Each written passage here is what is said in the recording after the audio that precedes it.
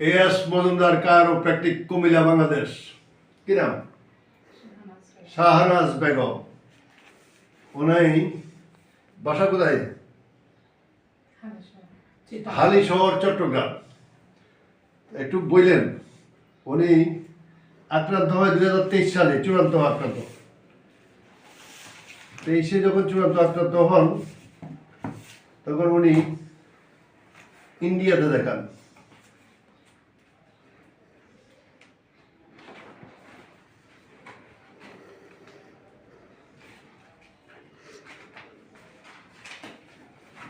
সেখানে তারা এমআরআই করেন।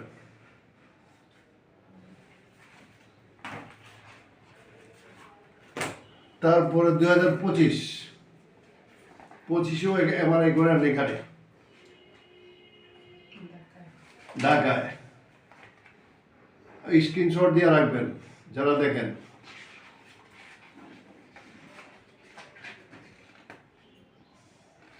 তো ওনার নাম্বার L3 থেকে 1 থেকে 4 পর্যন্ত খারাপ। তো কেন খারাপ? এতগুলো খারাপ হইল কি কারণে? তো খারাপ হইতে উনি এখানেও দেখা। চট্টগ্রামের প্রখ্যাত ডাক্তার রাইখা উনি ঢাকা শহরে যান। তো ঢাকা শহরেও দেখান, বিশ্বাস করছেন। এখানে যান, এখানে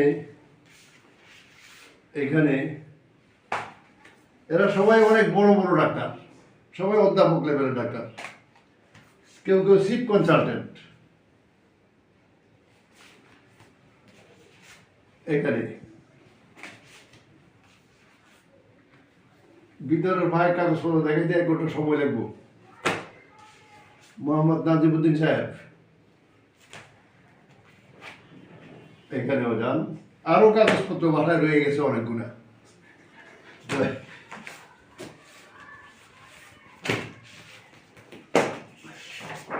এমআরআই রিপোর্ট এটাখানে, এই যে এগুলো ওনার রোগে চাপ দিছে, ওনার হাঁটু ডিসলোকেট হয়েছে, একটু সরে গেছে।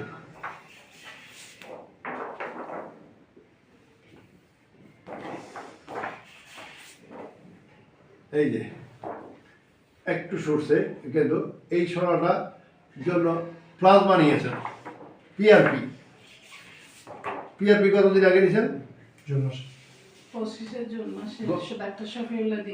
গত জুন মাসে উনি পিআরপি নেন। তো পিআরপি নেওয়ার পরে অনেকেই আজকে আমরা শুনি যে ওয়েবসাইটে এসে বলেন যে পিআরপি প্লাজমা থেরাপি নাকি পৃথিবীর সারা চিকিৎসা, অনেক উন্নত মানের চিকিৎসা, অনেক উন্নত, সবাই সুস্থ হয়ে যায়। প্লাজমা দিয়ে উনি সুস্থ হলেন না কেন?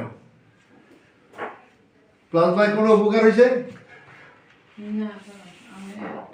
বুঝি নাই তো, আমার তো তখন একটু মম হেলথ সেন্টারে থেরাপি দিয়ে একটু ভালো লাগছিল। যাই হোক, আমরা সর্বসাকুল্যে যা করি, আমাদের এখানে আসার পরে আমরা সমস্ত কাগজপত্র এইভাবে ফেলে দিই, এগুলো আর রাখি না।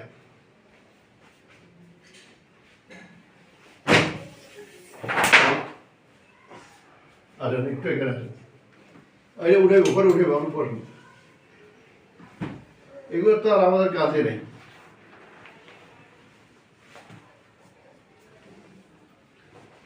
নেন, বাপ্পাটা ধরুন,